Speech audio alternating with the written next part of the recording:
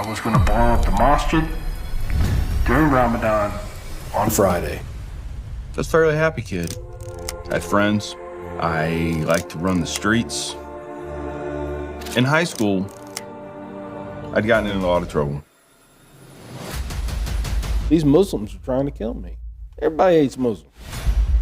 That if I see a woman in a hijab, or if I see a man wearing sandals and he's dark skinned, don't trust him. Keep an eye on him. And even though I wanted to die, I wanted to hate somebody more. I wanted to hate somebody more. I didn't know if I needed to be closer or I needed, or if I was okay. But I sat over there, and the plan was to sit over there and wait. Dial it in. Just watch it. Invitation as towards eternity. We are very happy to have you with us. I want to start with, who is Richard McKinney? Can you tell us briefly about your life? Very glad to be here. That's a complicated answer. But quickly, I was born in California. I grew up in Cincinnati, Ohio, joined the military when I was 18. And from there, I traveled around, had a couple combat tours while I was there. I had Panama in 1989, Desert Shield and Desert Storm in 1991, and in 92 and 93, I was in Somalia. And I got out, tried to be a civilian for 2 years. Then I joined the Army, where I eventually retired after I was wounded in Iraq in 2006. In 2009, I accepted Islam. I now attend a mosque in my hometown in Central Indiana, and now I just travel around and I speak to people, try to change the narrative. How was your life before Islam? What were you believing in? I grew up with a lot of Christian teachings, as most American children do. I knew about them, but to be honest with you, I was getting this nationalist ideology about me. Religion just didn't play a part. It seemed too mythological, too much hocus pocus, maybe, But I believed in my country, I tell people, for lack of a better example, the flag was my cross. That's the best way I can explain that. And then what happened? Why did you decide to join the military? As a teenager, I got involved in a lot of bad things, drugs, and I ran away from home. When I ran away from home, I ended up going and joining the Marine Corps. And I made a very wise decision to get away from all this bad element. I'm going to join the military. How did this great hatred and anger against Muslims develop in you? So one of the things that I did start to believe, and the way I believed it, I guess is a better way to say it, that Muslims are trying to kill me. So the last time I was injured, what forced me out of the military, we were in Ramadi in 2006, Ramadi, Iraq. And we did a real quick operation on this building. Somebody was supposed to be at a high-ranking, actually it was a high-ranking Al-Qaeda member. And we went there, we were going to grab him and bring him back, hood over the head, zip ties, the whole bit.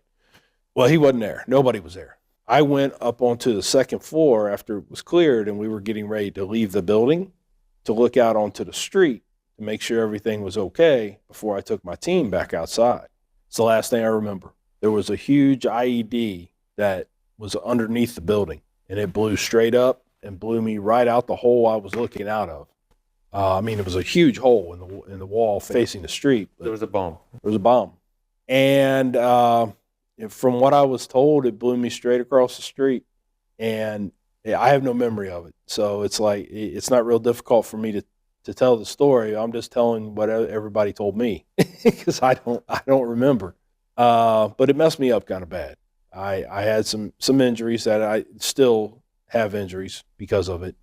What happened to you after this incident? What were your thoughts? There were so many things that were just compounded in your head that this is what all these people are doing. These Muslims are trying to kill me, And even though I wanted to die, I wanted to hate somebody more. I wanted to hate somebody more. And it was easy because at that time, common enemy. Everybody hates Muslims. So I'm back home now with all these thoughts, all this anger. And I says, there's something that I can do. And I devised a plan. Or I was still able to get a hold of different components that I could create my own bomb. And in the course of 3 years, that's what I did. I built this thing, the bomb. I took my time. as my planning went on, I was like, well, how am I going to get these guys? Sometimes not a lot of them show up. Ramadan on a Friday afternoon, they're all there. When I talk to Christians a lot of times, I said it's like the Catholics for Christmas Mass. You might not see them any other time of the year, but they'll be there for Christmas Mass. Where exactly did you want to do it, and what was your plan? So there was an Islamic center in my hometown. I didn't really know anything about these people. I'd see them. So I had watched this place before in several different times, not just once. I watched it several different times and saw the flow of people on a Friday and just knowing the behavior of these people and what they're doing. So if I put a bomb here, are they going to find it? So I don't want that to happen. So I had found a place. Nobody ever, for some reason, until I became president of the Islamic Center, nobody walked around that building. Nobody. So on the back side, I found a good place for it. And I was going to put it there, middle of the night before. And there was a bank, I would say probably 2,500 meters away, which this was a roll of the dice because I wasn't sure because of the range. I didn't know if I needed to be closer or I needed, or if I was okay. But I sat over there, and the plan was to sit over there and wait for the time because I had found out what time they start. Just dial it in. Just watch it. Weren't you afraid of the consequences of doing something like that? I was going to make a big statement. Now, a lot of people think that's crazy on so many different levels because how are you going to get away with that? I had no intention of getting away with it. I knew I was going to be caught. I knew I would go to trial because they would execute me. I was good with that because I wasn't getting my flag draped coffin, but I believed that eventually these same people were going to think of me as a hero because I was right. So then I went into the mosque one day. I'd already done recon, and found the best place to put this and everything, with the knowledge that I had of explosives. And my daughter had told me about this Muslim child that she was in school with, and I blew up. So I thought I failed my family because I couldn't protect them. I can't protect her at school from these Muslims. That was my whole thing. I just totally lost it. And my daughter, 7 years old, is looking at me like I've just lost everything. And she was, the look in her eyes was like she was even questioning whether she even loved me anymore because I was being so racist or so, against these one people just because they looked a certain way or they did a certain thing.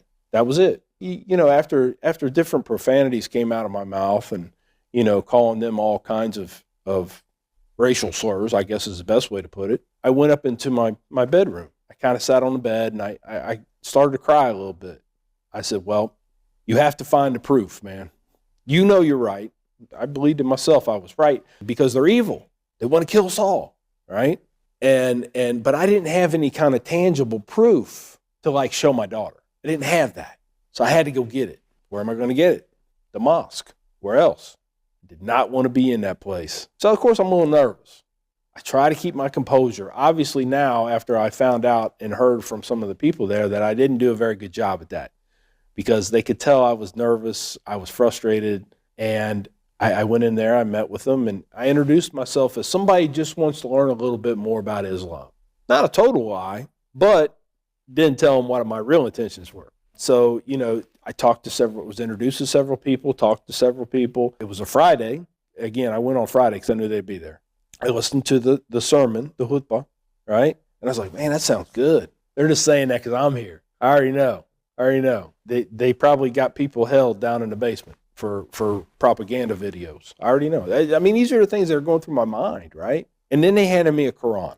And I was told to take it home, read it, come back when you have questions. I was so happy because in my mind, I felt like I'd just been handed the holy grail of evil, and I'm going to have somebody explain it to me. Wow, that's better than hitting the lottery. I mean, it take no effort on my part. So I did. I did just that. I read it, and I went back. I was back a lot. Surprised them, because here's this non-Muslim coming in. He's all in here all the time. I've been reading. I got these questions. You say come back and ask you. And after a while, it finally came to me that all religions have some sort of a text. And that text is a guidebook. to how they're supposed to live their lives, right? To direct them in the certain direction, right? And you're to live as close to that as you can. So I'm reading the things in the Quran. And my impression of Islam is the people that have been shooting at me and seeing all the horrible things that they were doing, right? It didn't match. But these people in here in Muncie, Indiana, were actually, I could make examples of things that they were doing that was in the Quran to do. So they are and they aren't. Never been called an intellectual person, but a light bulb came on. Obviously, the ones who I had gotten my impression of Islam from were a bad example. That's not Islam. This is more like Islam. So I started to change a little bit. But then I went through stages. Maybe these are the good Muslims. I've heard there's some good Muslims. Maybe these are the ones. Maybe these are the good ones. And as I'm getting introduced to other Muslims and doing research and looking online and watching both good and bad YouTube videos, because back then they still had the real bad ones, and watching this and comparing it with what's in the scripture here, all those bad videos, they come from a place of hate. There's no relevance to what is in the book and what they're saying. There's no relevance. Oh, man. So I just kept reading and kept reading. My ill feelings started to slowly dissipate. They just went away. And, I get to certain passages in the Quran, like 532, kill one human being is as if you had killed all of humanity. No. Indiscriminate killing was going on by these people that I had taken my impression of Islam. Wow. Okay. Keep reading. And then, get to certain other passages. Allah made us into different nations and tribes so that we may learn from one another, not despise one another. Oh, okay. I can see that right here because this person is involved with local government and Rotary Club and all these other organizations. Oh, okay. I get that. So it started to all go this way. So what was the main thing that convinced you that Islam is 100% the truth? Yeah, so I realized that Islam was really the thing for me through my readings of the Quran and the explanations I got. And I didn't take their word for it. Now, when they would tell me that's what this means, I would go back and I'd research it. So reading the Quran and having the feeling that it is touching me. It is I'm reading these words, but I'm feeling them too. So when did you actually say, I have to become a Muslim? The dreams I had with the blood on the paper target. I was on the rifle range, where you practice shooting, okay? And I was shooting a paper target way down there. And it had been a source of looking at my enemies, dehumanization, right? I was dehumanizing my enemies because they were just targets. That was one way of coping with the whole taking of human life, right? And I remember one of the last dreams I had was this paper target started bleeding. I went down and wiped it off. It kept bleeding and kept bleeding and bleeding. And it was at that point I decided I need to be a Muslim because now I see my humanity is coming back. I didn't have humanity for a long time. I didn't even know what it was. It came back. And I saw Islam and the teachings from Allah and the examples given by Prophet Muhammad sallallahu alaihi wasallam. It gives me something. It gives me an understanding of who, what, when, where, and why. It answered those questions for me, man.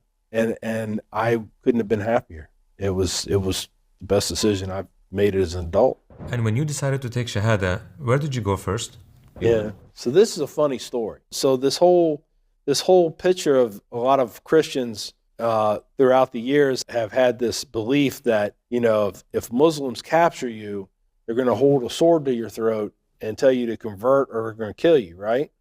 I go back to the Islamic Center on a Friday and I meet two guys, two of the original guys that I was introduced to that I'd gotten kind of built a relationship with now. And I went up to them and I says, hey, I want to take Shahada. True story. They're standing side by side. They look at each other. They look back at me. Simultaneously, they go, no. True story. Oh, my gosh. And I was blown away. I was like, what do you mean no? They said, brother, you got more to learn. So they look back at each other. They look back to me. All right, come on. True story. It was quite an experience. As we were going through it, said it in English, and then we went through and said it in Arabic. And as I'm reciting it in Arabic, as best I can, because, I have like less than an elementary education in Arabic. And I just felt like this huge weight, man. This is, God, lift it off of me. I stood there. I just held out my hands, man. I was like, I don't really know how to explain it. It was renewal. I got a new life now. Wow. Did you tell them that you were going to blow up that place? That happened by a third party. So I went to college later in life. I already spent all this time, like 40 some odd years old, and I'm a freshman in college. Okay. Being older and having all this life experience that I had a different relationship with my professors than, say, the 20-something students, right? We were actually more friends than we were professor and student. And I was sitting in one of my professor's offices one afternoon. We were drinking coffee, and I don't know why it even came up. I told the professor the story, and she just stood there, and she was just blown away. She was like, whoa. She goes, you need to tell that story. That could change people's lives. I'm like, really? She goes, what are you doing this afternoon? I said, well, as soon as I finish this coffee, I was going to go home. She said, no. You got my next class. You're going to tell that story. So I did. Well, somebody in the class decided, wait a minute. This guy knows how to make a bomb, and now he's a Muslim. Oh, no. We need to call somebody. So we did. He called the FBI. Right? Called the FBI. Yeah, I'm not upset about it all. But this is after the fact. The bomb's gone. I'd already disposed of it, right? Because contrary to popular belief, I am a Muslim and I don't need a bomb, okay? So there's no evidence, really, right? They did find trace evidence, actually, from a bomb dog, that there had been an explosive there, that was it. Because I took them to where I had it stored. After that happened, then everybody started to find out. Matter of fact, that's when my wife found out. I didn't tell anybody about this. I was the only one that knew anything about it, because this is going to be all me. Pure ego.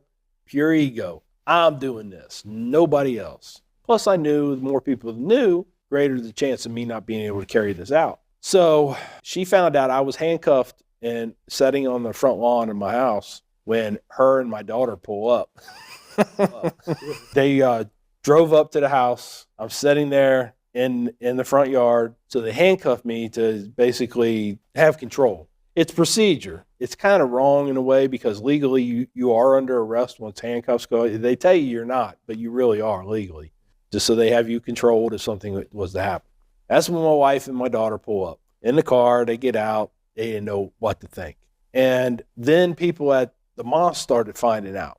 They started hearing stories. Well, plus it was in the newspaper. So then I was confronted. I was invited to dinner at one of the founding families' houses, and there was other Muslims there. And I was just happy to be there, and all of a sudden, and then Bibi Barami is the one who asked me. She goes, Brother Richard, what is this we hear about you were going to blow up the Islamic Center? I was so ashamed at that point, because these people had taken me in. They had no reason to. Knowing I was a soldier, knowing I had been to countries they come from, so they knew some of the things that I had done. But they took me in anyway. They accepted me, right? And I just sat there and I told them all the truth. So this is what I was going to do. And I looked at all of them and said, it's because of you that I didn't. You showed me. I even told her, I said, let's put Islam aside for a second. Y'all showed me what humanity was. And that saved all our lives. They were shocked but happy. A couple of the brothers came up and hugged me and stuff like that, and which I was still getting used to, because I didn't like the whole hugging thing. I'm like, whoa, dude, distance, man, distance. But it was kind of surreal. This just put in, like, nailed it. This is why I'm doing this. These people care, man. They care. They care because that's the way they were raised, because they were raised by teachings in the Quran. How was your family affected by your conversion to Islam, and what was their reaction? They did. And there's actually a funny story to that, because after I took Shahada, again, I'm still not telling my wife nothing, right? She knows I'm going to the mosque, but she doesn't know what to think now. And so I go there and I take Shahada. I come home, And I just plopped down on the couch, kind of like, I just got back from work, something like that, right? And she goes, so is everything okay? Because she's worried that I'm going to do something, right? She has no idea. And I said, no, everything's great. She goes, okay. I looked at her and says, I'm a Muslim. This is another true story. Funny, but it's very true. So she said, what? I said, yeah, I took Shahada. She goes, you sure what? And so in my infant knowledge of Islam, right, I tried to explain it to her the best way I could, right, using examples of like baptism, okay? And she's like, she didn't know what to think. She stood there and she said, well, I'm going to tell you something right now. I'm not putting anything around my head. All right, it's all right. And then she comes back a little while and says, and another thing, if you want more than one wife, I'm not going to be one of them. And I was like, I'm thinking to myself, like, man, I'm not sure I want this one. So she takes Shahada. We leave the university. I'm still kind of blown away, but I like to joke. I like to joke. So I looked at her and I said, I was driving and I looked at her and I said, so you're a Muslim now. About that more than one wife thing. She looked over at me with this mean look on her face and said, don't make me pull this car over. I said, I'm driving. How are you going to pull the car? I'm driving. She goes, I'll pull it over. So I was like, yeah, that's cool. Matter of fact, Dr. Sabil is the one who gave her Shahada. Yes. He was visiting Muncie. He gave a lecture at the university there, and my wife and daughter went with me. And I guess there was questions that she needed answers to that I couldn't answer. And that night, he answered them. So they both took Shahada. I was like blown away. When you look back at your journey of transformation, what do you think about it? I hated myself because of all the stuff that I'd done. On the outside, acting like everything I'd done was for the right reasons. But deep down inside, I knew it wasn't. I really knew that. I would never have admitted it, but I knew it.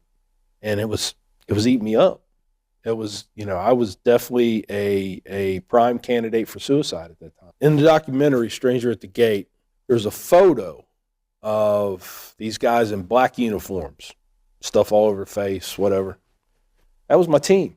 I'm the only one still alive in that team. So everyone in that team had gotten out of the military and had committed suicide. And I felt that way for so long. And like I said, I went back into the military. I got out for 2 years and went right back into the military because there wasn't anything here, and I would have ended up just like those guys. And this is, again, I have to, this is all Allah working. This is all Allah working. When I first became a Muslim, I asked that question. Why did you make me go through all that? Why? You could have just took me to a bookstore and found a copy of the Quran and started reading it, man, anything, right? Why did I have to do all that? And of course, that's one of those none of your business kind of things, right? But I finally come to the understanding that because of who I was mentally, I was such this in-your-face kind of guy, I had to go through all that to be where I am right now because it wouldn't have stayed with me, Because now I have another mission, Now I do have a destiny. I have a purpose now. And I feel like I understand that. Lastly, if there was a chance to speak to all the non-Muslims in the world, what would you like to say to them if you had a few moments? So, and I've thought about this for a long time, actually, is what would I say if I was ever confronted by non-Muslims, like wanting answers? I'd say, first thing, take a breath. Take a breath. These feelings you have aren't real. Take a breath. Read the Quran. Just read it. Even if you do not become a Muslim, you will gain wisdom from the words in the Quran, because that's the way the book